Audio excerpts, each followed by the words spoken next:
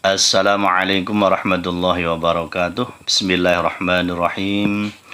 Bagaimana kabarnya Anda sekalian? Siswa kelas 7 SMP Islam Mambalulum ke Bomas Gresik tahun 2020-2021.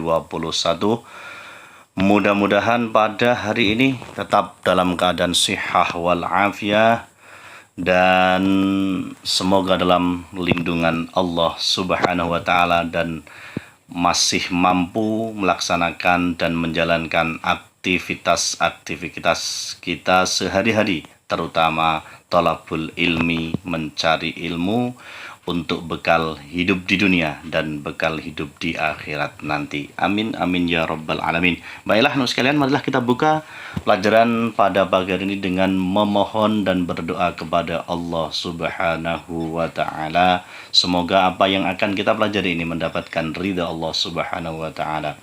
A'udzubillahi minasyaitonirrajim. Bismillahirrahmanirrahim. Alhamdulillahirabbil alamin arrahmanirrahim maliki yaumiddin. Iyyaka na'budu wa iyyaka nasta'in ihdinas siratal mustaqim siratal ladzina an'amta 'alaihim ghairil maghdubi 'alaihim waladdallin rabbighfirli wa liwalidayya walil mu'minina amin. Bismillahirrahmanirrahim. Rabbi syrah li sadri wa yassir li amri wahlul 'uqdatam min lisani yafqahu qawli. Allahumma rzuqna fahman nabiyyin wa hifdzal mursalin wa ilhamal malaikatil muqarrabin bi rahmatika ya arhamar rahimin. Amin ya rabbal alamin. Baiklah sekalian, kita lanjutkan materi pada pagi hari ini yang telah kita pelajari pada minggu kemarin, yaitu tentang ketentuan-ketentuan tayamum. Nah, kali ini bagaimana cara mempraktekkan tayamum yang mungkin kita jarang sekali, bahkan tidak pernah melakukan tayamum. Untuk itu perlu kita tegaskan, perlu kita pahami bersama bahwa memang benar-benar ketika suatu saat nanti dalam kondisi keadaan yang tidak ada air atau memang kita tidak boleh menggunakan air, maka alternatifnya adalah tayamum. Untuk itu mari kita bahas, kita pahami bersama praktek untuk melaksanakan tayamum ini. Yang pertama adalah berniat tayamum. Dan diawali dengan bismillahirrahmanirrahim, kemudian berniat tayamum diikuti dengan meletakkan kedua telapak tangan pada debu atau tanah yang suci. Itu yang pertama. Berarti ketika sebelum meletakkan telapak tangan kita di debu atau tanah yang suci itu, kita berniat terlebih dahulu. Bagaimana niatnya? Kita ingat bahwa niat tayamum yang sudah disampaikan Pak Najib kemarin, bahwa nawaitu tayammum listibahati sholati fardhan lillahi ta'ala. Aku berniat tayamum untuk melakukan sholat fardu karena Allah Ta'ala. Itu niatnya. Berarti niat tayamum ini untuk diperbolehkan untuk melakukan atau menjalankan ibadah sholat. Kemudian praktek yang kedua, menyapu muka dengan debu yang sudah ditipiskan pada kedua telapak tangan. Tadi awalnya kita menepukkan tangan kita di atas debu atau tanah yang suci tadi, kemudian ditipiskan karena ini sunnah. Ditipiskan terlebih dahulu, kemudian baru kita usapkan, kita sapukan pada muka kita. Batasannya sama dengan batasan ketika kita wudhu. Berarti mulai janggut kita yang bawah ini sampai pada tempat tumbuhnya rambut. Berarti batuk di atas itu, kanan kirinya pada daun telinga. Kemudian yang ketiga adalah meletakkan kedua telapak tangan kembali di atas debu atau tanah. Jadi setelah muka tadi kita bersihkan dulu tangan kita dari debu yang sudah kita pakai itu, baru kita meletakkan kedua telapak tangan kita di atas debu tanah suci di tempat yang lain dari tempat yang pertama kita menempelkan tangan kita tadi. Kemudian kita sapukan, kita usapkan pada kedua tangan sampai siku. Batasannya sama dengan wudhu itu sampai siku, ya mendahulukan tangan kanan terlebih dahulu, dilanjutkan dengan tangan kiri. Karena aturannya disunahkan bahwa mendahulukan tangan kanan itu daripada tangan kiri. Anggota yang kanan terlebih dahulu, kemudian baru anggota yang kiri. Kemudian bila ada gelang atau cincin atau mungkin jam tangan, ya itu sebaiknya ya dilepas terlebih dahulu agar tidak menghalangi kita melaksanakan tayamum. Ya, sekali lagi, bila ada kita menggunakan jam tangan, menggunakan cincin, menggunakan gelang, dilepas terlebih dahulu, baru kita melaksanakan tayamum. Ini praktek dan tata caranya tayamum. Nah, ini sedikit apa yang disampaikan Pak Najib tentang praktek tayamum. Terima kasih. Mudah-mudahan ya apa yang disampaikan Pak Najib ini membantu kalian untuk memahamkan bagaimana cara prakteknya tayamum. Nah, nanti kita tambah video yang membantu kalian untuk bisa mempraktekkan tayamum ketika dalam kondisi yang tidak ada air atau tidak diperbolehkan kita menggunakan air ketika mau melakukan sholat. Mudah-mudahan apa yang kita pelajari ini mendapat ridha Allah Subhanahu wa taala, menjadi ilmu yang manfaatan fid dini wad dunya wal akhirah. Amin amin ya rabbal alamin. Nah, setelah melaksanakan tayamum, berdoa sesudah tayamum. Doanya sama dengan doanya wudhu. Nah, yaitu asyhadu an la ilaha illallah wahdahu la syarikalah wa asyhadu anna Muhammadan abduhu wa rasuluh. Allahumma ij'alni minat tawabin waj'al minat tahirin waj'alni min ibadikas sholihin. Untuk itu, tugas kali ini adalah kalian membaca satu niat wudhu, yang kedua doa sesudah wudhu atau sesudah tayamum.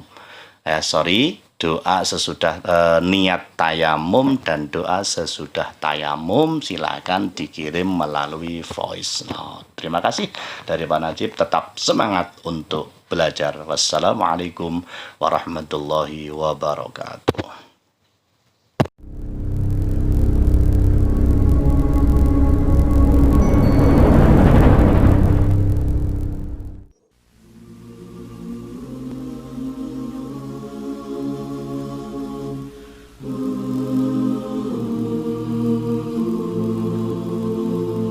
وأقم الصلاة إن الصلاة تنهى عن الفحشاء والمنكر.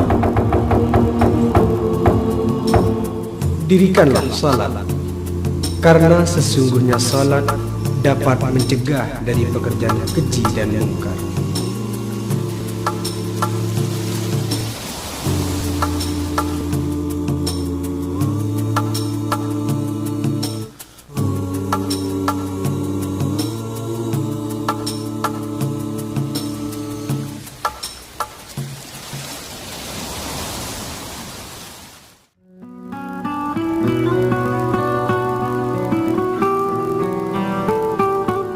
Alternatif lain, jika tidak menemukan air atau berhalangan menggunakannya, maka bisa bersuci dengan melakukan tayamum, sebab tayamum dapat menjadi pengganti dari wudhu atau mandi. Adapun praktiknya, disunatkan mengucapkan niat dengan lisan. Nawaitu tayammum listibahati sholatil mafrudati lillahi ta'ala. Lalu menepukkan kedua telapak tangan pada debu. Kemudian angkatlah kedua tangan sambil berniat di dalam hati. Setelah itu disunatkan meniup atau mengkibas-kibaskan telapak tangan agar tidak terlalu mengotori wajah dan telapak tangan. Kemudian usapkan pada wajah secara merata dimulai dari bagian atas. Jika dengan sekali tepukan masih belum rata, maka boleh menepukkan lagi.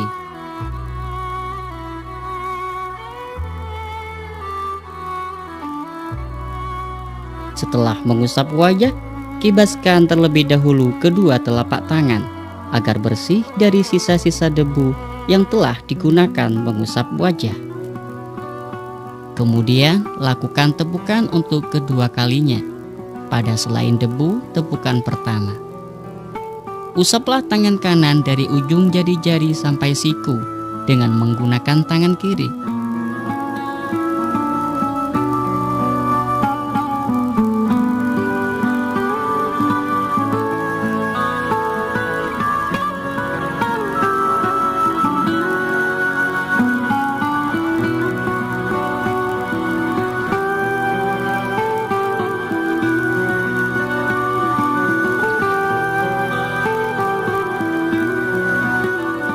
Sedangkan usapan tangan kiri menggunakan tangan kanan juga dari ujung-ujung jari sampai siku.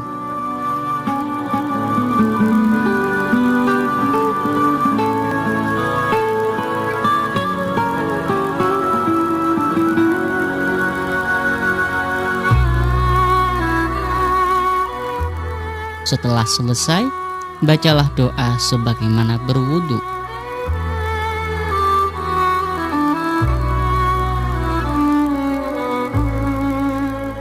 Jika terdapat perban pada bagian anggota wudhu yang terluka, maka tayamum bisa menjadi penyempurna dari wudhu. Jika perban terdapat di tangan misalnya, maka lakukan wudhu terlebih dahulu.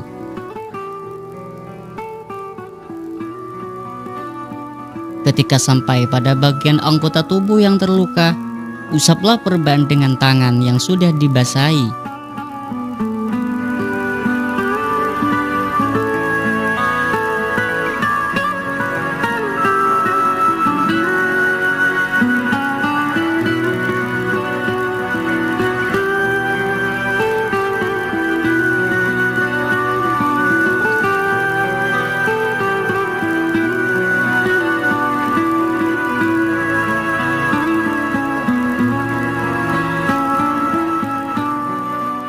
Lalu keringkan wajah dan kedua tangan dengan handuk.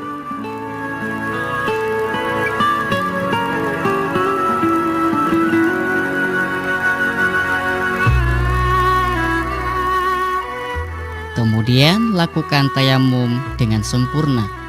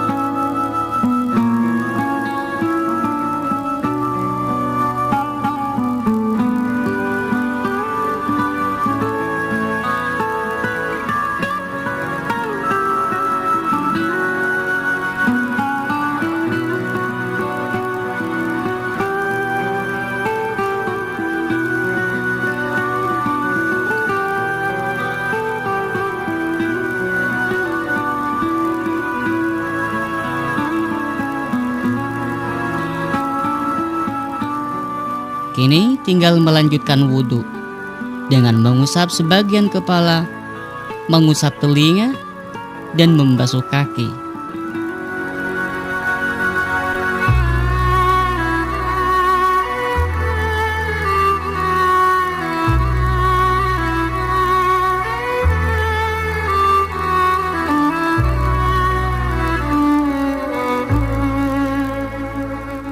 Jika yang diperban pada bagian kaki, setelah tiba waktu membasuh kaki atau setelah mengusap kedua telinga, lakukanlah tayamum. Setelah mengusap perban dengan air, ratakan air dengan membasuh kaki yang sehat. Begitu juga di sela-sela pinggir perban.